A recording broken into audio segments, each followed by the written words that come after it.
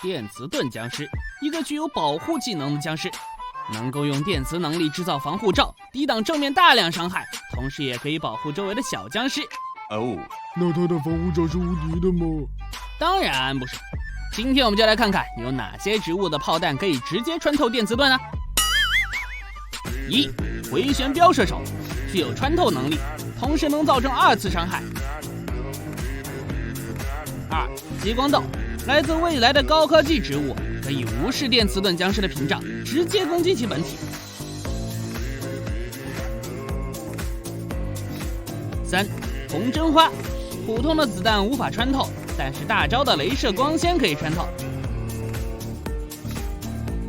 4. 大喷菇，它喷出的孢子具有穿透性，攻击范围为前方4格。5. 暗影状态下的暗影豌豆，不仅具有穿透技能，还能让僵尸中毒减速。其实还有很多植物都可以穿透电磁盾，我就不一一举例啦。